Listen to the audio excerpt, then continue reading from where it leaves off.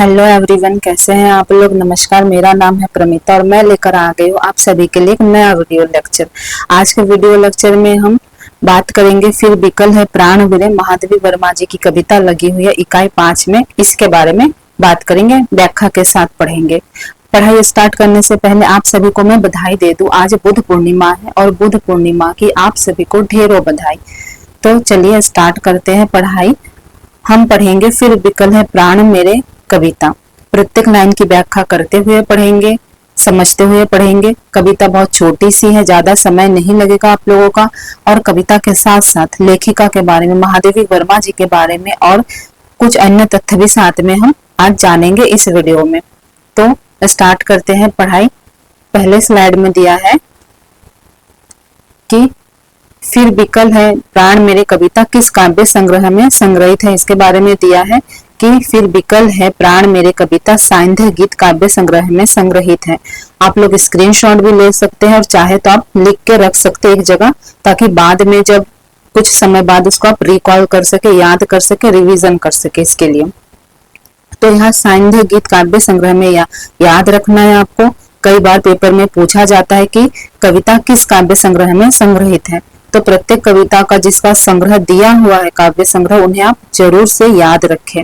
और कब संग्रहित किया गया? 1936 में संग्रहित किया गया। ठीक है, आगे दिया है कि अपनी सीमित दुनिया के घेरे को तोड़कर। इस कविता में फिर विकल है प्राण मेरे कविता में किस बारे में बात किया गया है? महादेवी जी ने बात किया है कि अपनी सीमित दुनिया के घेरे को तोड़कर स्त्री अनदेखी अनजानी दुनिया को देखना चाहती है। आप जानते हैं यहाँ बात की जा रही है 1936 के समय में, अभी की समय बात नहीं है 1936 की। तो आप उस समय में जाकर थोड़ा सोचने का प्रयत्न करें कि उस समय समाज में स्त्रियों की क्या दशा रही होगी। उन्हें एक सीमित दुनिया में रखा जाता था, एक तरह से चार दीवारी के अंदर रखा जाता था, या फिर आप कह सकते हैं कि उनके लिए बहुत सारी बाउंड्री लगा दी जाती थी कि आप यहाँ नहीं जा सकते, यहाँ इनसे बात नहीं कर सकते, ये काम नहीं कर सकते। बहुत सारी चीजों में उन्हें, अभी भी है वो चीजें मगर अभी कम है, लेकिन पहले ज्यादा था, थोड़ा सा है ना, ये चीजें ज्यादा थी। तो उन चीजों को वो तोड़ना चाहती हैं। अपनी सीमित दुनिया के घेरे को तोड़कर स्त्री अनदेखी अनजानी दुनिया को देखना चाहती है। स्त्री ने अपना लक्ष्य तय कर लिया है और वहां आगे बढ़ने के लिए व्याकुल है। ठीक है, और यहाँ प्रश्न वाली शैली में लिखी गई कविता है। यहाँ जो कविता है कैसी शैली में लिखी गई है पूछा जा सकता है, किस शैली में लिखी गई है महादेवी वर्मा जी की कविता फिर विकल है प्राण मेरे। तो आप बता सकते हैं प्रश्नावली शैली में लिखी गई है। और यहाँ जो कविता है इसमें किस बारे में बात किया गया है? आत्मा परमात्मा की मिलन के बारे में बात किया गया है। कविता एक तो महादेवी वर्मा जी की जो कविता है ज्यादातर वो पर्दे में होती है, एकदम से उसका अर्थ सामने नहीं होता, लेकिन आप उसको समझने का प्रयत्न करेंगे तो आप पाएंगे कि यहाँ जो कविता है फिर विकल है प्राण मेरे, आत्मा परमात्मा के मिलन की बात की गई है इसमें। ठीक है, और एक बात, जब भी कोई लेखक या लेखिका कोई कविता लिखते हैं तो उसका सटीक व्याख्या करना संभव नहीं होता है। उनके मन में उस समय क्या विचार चल रहे थे, उस समय उनकी धारणा क्या थी, उसका आप सटीक विश्लेषण नहीं कर सकते। जब भी कोई व्यक्ति उसका विश्लेषण करेगा तो अपने ढंग से करेगा, अपने तरीके से करेगा। इसलिए किसी भी कविता का व्याख्या तुलनात्मक रूप से समान नहीं होता है, थोड़ा बहुत वो अलग रहता है। ठीक है, तो इस चीज को आप ध्यान में रखते हुए पढ़ेंगे। आगे नेक्स्ट स्लाइड में जाते हैं। तो इसमें यहाँ तक आप समझ गए होंगे कि इसमें आत्मा परमात्मा के मिलन की बात की गई है। प्रश्नावली शैली में लिखी हुई कविता है यहाँ, और यहाँ संध्या गीत काव्य संग्रह में 1936 में संग्रहित किया गया है। और इसमें लेखिका क्या कहना चाह रही है कि वो अपनी जो एक सीमित बाउंड्री में बंधी हुई दुनिया है उसके घेरे को तोड़कर स्त्री अनदेखी अनजानी दुनिया में खोना चाहती है, उसे देखना चाहती है। अपने लक्ष्य को तय कर लिया, वो आगे बढ़ना चाहती है, व्याकुल हो रही है वो अंदर से आगे बढ़ने के लिए। यही सारी बातें इसमें की गई हैं। अब हम लेखिका के बारे में थोड़ा सा जान लेते हैं, महादेवी वर्मा जी के बारे में जान लेते हैं। उनका जन्म कब हुआ था? 26 मार्च 1907 को हुआ था। कब हुआ था? 26 मार्च 1907 को महादेवी वर्मा का जन्म हुआ था। और उनकी जो मृत्यु है 11 सितंबर 1987 को 11 सितंबर 1987 को हुआ था। 80 साल के जीवन काल में उन्होंने महान कवित्री प्राचार्या, वो प्राचार्य भी के पद पर भी रहे हैं। यहाँ पे देखिए प्राचार्य, उप कुलाधिपति के पद पर भी वो रहे हैं, तथा स्वतंत्रता सेनानी के रूप में भी उन्होंने कार्य किया है। जैसे अनेक प्रकार के रूप में महत्वपूर्ण भूमिका निभाई। हिंदी की सर्वाधिक प्रतिभावान कवित्री में से है। ठीक है, हिंदी की सर्वाधिक प्रतिभावान कवित्री में से है। उन्हें आधुनिक मीरा भी कहा जाता है। इन्हें आधुनिक काल का मीरा भी कहा जाता है। किसे? महादेवी वर्मा को। यहाँ नोट डाउन जरूर कर ले आप लोग। तो यहाँ स्लाइड समझ में आ गया। इनका जन्म कब हुआ था? 26 मार्च 1907 को। मृत्यु कब हुई थी? 11 सितंबर 1987 को। 80 साल की उम्र तक वे जीवित रहे थे और उन्होंने प्राचार्य के पद पर भी कार्य किया, उप कुलाधिपति के रूप में भी कार्य किया और स्वतंत्रता सेनानी के रूप में भी उन्होंने महत्वपूर्ण भूमिका निभाई है। और इन्हें आधुनिक काल का मीरा भी कहा जाता है। ठीक है, अब हम आ गए हैं कविता पर। बहुत छोटी सी कविता है। कविता को प्रारंभ करने से पहले मैं कविता के बारे में आप लोगों को थोड़ी सी जानकारी दे दूं कि यहाँ जो कविता है इसमें लेखिका कहना चाह रही है कि ये जो क्षितिज है, ये जो बंधन है, ये जो घेरा है, बाउंड्री है, इनको तोड़ दो। इसे तोड़ के वो उस पार जाना चाह रही है, देखना चाह रही है उस पार क्या है। एक तरह से वो परमात्मा से मिलना चाहती है। हम सब परमात्मा का अंश है। परमात्मा का अंश होते हुए भी हम उनसे इतना दूर है, या लेखिका के भाषा में कहते हैं तो परमात्मा का वो अंश और होते हुए भी वो परमात्मा से दूर है। इस विरह में वो व्याकुल हो रही है परमात्मा से मिलने के लिए। वो इन सब चीजों को छोड़कर, अपने शरीर को छोड़कर, सब कुछ छोड़कर वो इस क्षितिज को भी तोड़कर उस पार जाना चाह रही है परमात्मा से मिलने। वो इस क्षितिज को क्यों तोड़ना चाह रही है? क्या क्षितिज के उस पार परमात्मा है? तो हमने बचपन से एक बात सुना है कि आसमान में भगवान रहते हैं, या है आसमान के उस पार कहीं भगवान रहते हैं, और पाताल लोक में, धरती के नीचे जो स्थान है वो नरक कहा जाता है। ठीक है, तो वो इसलिए भगवान से मिलने के लिए क्षितिज को तोड़ना चाह रही है। क्षितिज को तोड़ के आसमान में, या आसमान के उस पार, उस लोक में, स्वर्ग लोक में जाना चाह रही है भगवान से, परमात्मा से मिलने के लिए। ठीक, और क्षितिज किसे कहा जाता है? धरती और आकाश जो मिलता है उस स्थान को भी क्षितिज कह सकते हैं, या अंतरिक्ष को भी क्षितिज कह सकते हैं। ठीक, तो ये बात है इस कविता में। तो एक एक लाइन को हम पढ़ेंगे और व्याख्या करेंगे। तोड़ दो यहाँ क्षितिज, मैं भी देख लूं उस ओर क्या है, जा रहे जिस पथ में युग कल्प उसका छोर क्या है, क्यों मुझे प्राचीर बनकर आज मेरे श्वास घेरे। ठीक, लेखिका कह रही है कि तोड़ दो यहाँ क्षितिज। यहाँ जो क्षितिज है, जो बाउंड्री है, जो सीमा है, इसे तोड़ दो। देखो उस ओर क्या है, मैं देखना चाहती हूँ कि उस ओर क्या है, ऐसा क्या है उस ओर जिसमें पथ में युग कल्प उस ओर जा रहे हैं। युग कल्प यानी 4 युग होते हैं, सत्य युग, त्रेता युग, द्वापर युग, कलयुग। हम अभी कलयुग में है वर्तमान में। कलयुग की भी एक उम्र है, 4,32,000 साल इसकी उम्र है। तो सभी युग उसी दिशा में जा रहे हैं। सभी कल्प, युग से भी कई गुना बड़ा होता है कल्प। भगवान ब्रह्मा जी का एक दिन कल्प होता है, जो कई लाखों वर्ष या अरब वर्ष आप बोल सकते होता है।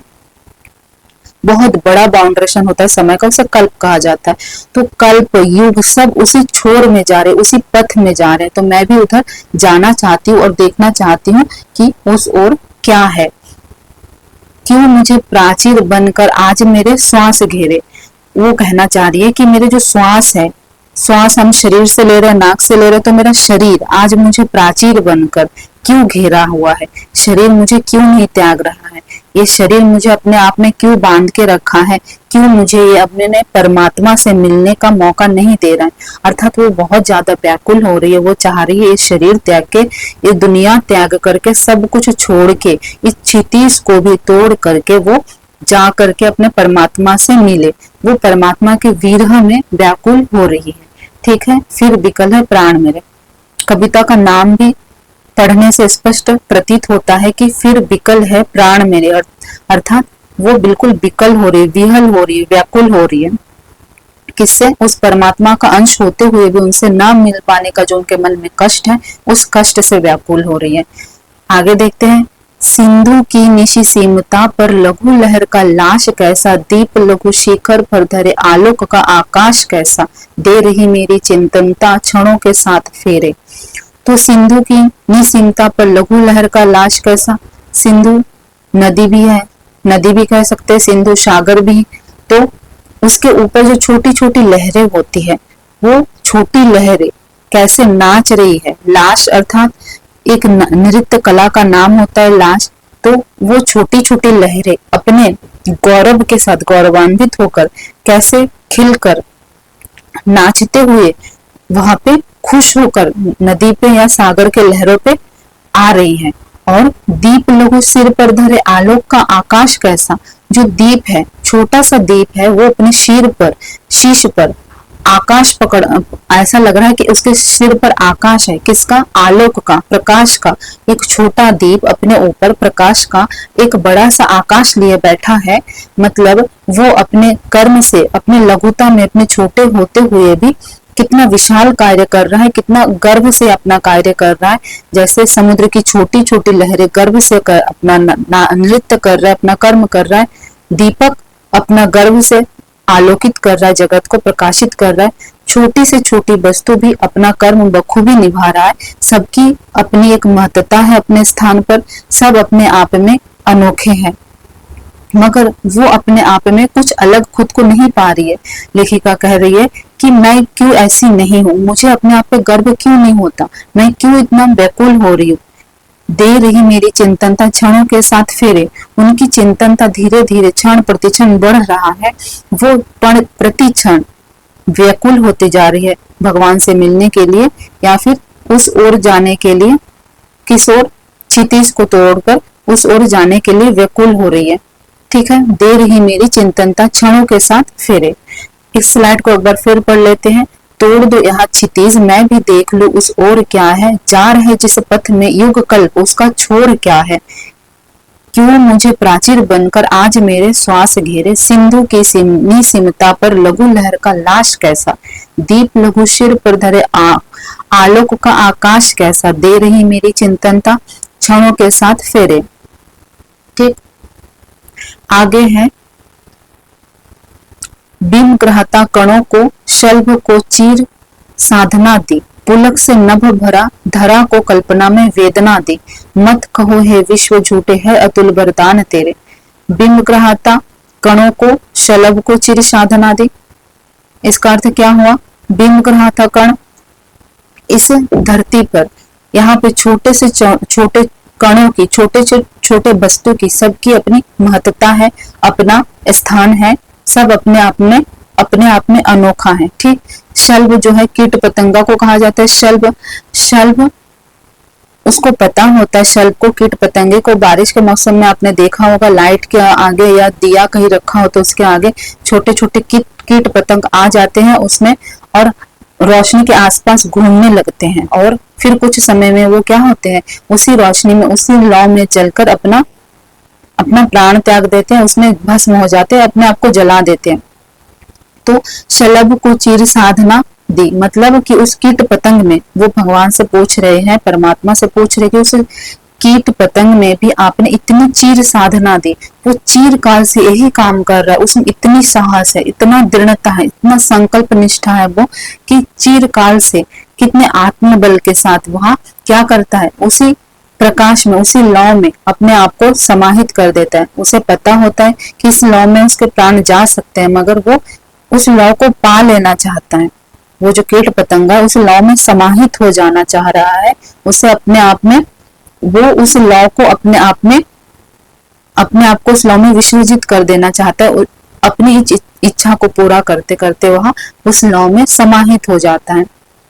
तो वो पूछ रही है कि इतना दृढ़ संकल्पता आपने उस छोटे से कीट पतंगे को भी दिया हुआ है, मगर मैं अपने आप में कुछ भी नहीं हूँ, मुझे अपने आप की किसी चीज पे गर्व नहीं है। इस तरह के वो उदाहरण यहाँ पे दे रही है। पुलक के नव भर धरा को कल्पना में वेदना दी। जो नव है, नव में अलग अलग प्रकार के हर्ष उल्लास हो रहे हैं। नव जो ग्रह होते हैं आकाश में, तारे हैं, बहुत सारी चीजें हैं आकाश में। तो आकाश क्या है? चंद्र है, सूर्य है, पुलकित हो रहा है, पल पल में पुलकित हो रहा है। बादल सब आकाश में है, क्षितिज में, तो सब पुलकित हो रहे, हर्षित हो रहे, है ना। धरा को कल्पना में वेदना दी, धरा को कल्पना में वेदना दिया, इस धरती को कल्पना में यानी अत्यंत वेदना दिया, ठीक है। और यह वेदना क्या है, पहले हमने ये बात सुनी है कि कई कविताओं में हमने पहले भी पढ़ा है कि आकाश से धरती प्रेम करती है और वो उस धरती आकाश तक जाना चाहती है, मगर वो जा नहीं पाती है, तो उसमें एक दर्द है, वेदना है।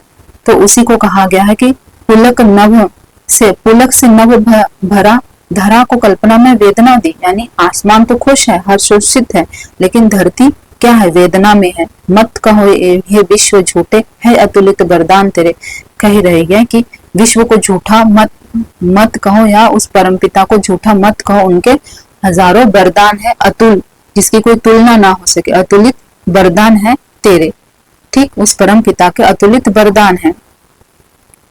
नभ डुबा ना पाया अपनी बाढ़ में भी क्षुद्र तारे, ढूंढने करुणा मृदुल घन चीर कर तूफान हारे, अंत के तम में डूबे क्यों आदि के अरमान मेरे। तो इसमें क्या कहा गया है कि नभ डुबा ना पाया अपनी बाढ़ में भी क्षुद्र तारे, क्षुद्र यानी छोटे या सूक्ष्म, ठीक, नभ यानी आकाश, आकाश जो है उन छोटे तारों को डुबा नहीं पाया, छोटे तारों को अर्थात बिल्कुल क्षुद्र, सबसे छोटे हैं तारे आकाश में बड़े बड़े पिंड है, उल्का पिंड है, ग्रह है बड़े बड़े, सूर्य है, चंद्र है, ये सारी चीजें आकाश में है। और क्या है, उल्का पिंड भी है आकाश में। तो ये सारे चीजें, पिंड बहुत बड़े होते हैं और बहुत सारी आकाशीय घटनाएं होती रहती है, खगोलीय घटनाएं होती रहती है। इन सारी घटनाओं के बावजूद, इन सारे परिवर्तनों के बावजूद भी आसमान में जो छोटे छोटे तारे हैं वो अपना स्थान बनाए हुए हैं, उन्हें अपने स्थान से कोई हटा नहीं पाया है। नभ में वो अपना एक अलग स्थान बनाए हुए है, हालांकि वो छोटे हैं, क्षुद्र है, मगर उनका अपना महत्व है, अपना स्थान है। मगर लेखिका कह रहे कि उनका खुद का कोई स्थान या महत्व इस धरती में नहीं है, इसलिए वो इस धरती को छोड़कर जाना चाह रहे हैं, क्षितिज को तोड़कर उस परम पिता के पास। नभ डूबा पाया न अपनी बाढ़ में भी क्षुद्र तारे, ढूंढने करोड़ा मृदुल घन चीर कर तूफान हारे। मृदुल घन यानी कोमल, घन यानी बादल, करुणा यानी प्रेम, चीर कर तूफान, तूफान क्या कर रहे हैं, तूफान प्रेम ढूंढ रहे, कोमलता ढूंढ रहे, किसके पास ढूंढ रहे, बादलों में ढूंढ रहे। तो तूफान जो है बादलों में करुणा, प्रेम, कोमलता ढूंढने के लिए बहुत तेजी से आता है। तूफान बहुत तेजी से आता है, बहुत तेज हवा, आंधी, चक्रवात तूफान आकर उन बादलों से टकराते हैं और उसमें टकराकर उसमें कोमलता या मृदुलता ढूंढ रहे, ढूंढकर वो हार गए हैं, वापस चले गए हैं। क्यों चले गए हैं, उन्हें मृदुलता नहीं मिली, जबकि वह मृदुलता बादल में है, वह ढूंढने की शक्ति नहीं है तूफान में। क्यों नहीं है, तूफान कठोर है, निर्दयी है, बहुत तेजी गति से आता है, लेकिन बादल के है मृदुल है, कोमल है, उसमें जो मृदुलता है उसमें संपूर्ण शरीर में उसके समाहित है, प्रत्येक स्थान में समाहित है उसकी मृदुलता, जिसे तूफान नहीं ढूंढ सकता। क्योंकि तूफान का चिरस्थायी गुण क्या है, कठोर है, तीव्र गतिता है, निर्दयता उसका चिरस्थायी गुण है। तो इसलिए उसने मृदुल गुण को बादलों से ढूंढ नहीं पाया, वो हार के चला गया। अंत के तम में बुझे क्यों आदि के अरमान मेरे, और धीरे धीरे समय के साथ लेखिका की जो इच्छा है वो बुझने जा रही है। उनका जो परमात्मा से मिलन की इच्छा थी, जो आत्मा परमात्मा की मिलन की इच्छा थी, जो एकात्मता चाहते थी वो कि परमात्मा में वो मिल जाए, वह धीरे धीरे अब अंत हो रहा है उस चीज का। उसके अरमान अब धीरे धीरे मर रहे, अपने आप खत्म हो जा रहे। यही कहा गया है इस कविता में। तो यही छोटा सा कविता था कि लास्ट पंक्ति और एक बार पढ़ लेते हैं हम लोग। बिंब ग्रहता कणों को शलभ को चिर साधना दी, पुलक से नभ भर धरा को कल्पना वेदना दी। मत कहो ये विश्व झूठे है अतुल वरदान तेरे, नभ डूबा पाया न अपने बाढ़ में भी क्षुद्र तारे। ढूंढने करुणा मृदुल घन चीर कर तूफान हारे, अंत के तम में बुझे क्यों आदि के अरमान मेरे। ठीक है, तो यही छोटा सा कविता था जो मैंने आप लोगों को प्रत्येक लाइन समझाया है। आशा करती हूँ आप लोगों को अच्छे से समझ में आ गया होगा, और जो चीजें आपको नया लगा वो इसे नोट डाउन जरूर कर ले, और वीडियो अच्छा लगा तो कमेंट करके बताएं, शेयर करें और चैनल को भी सब्सक्राइब कर ले। तो आज के लिए इतना ही, मिलते हैं नेक्स्ट वीडियो में। Thank you so much.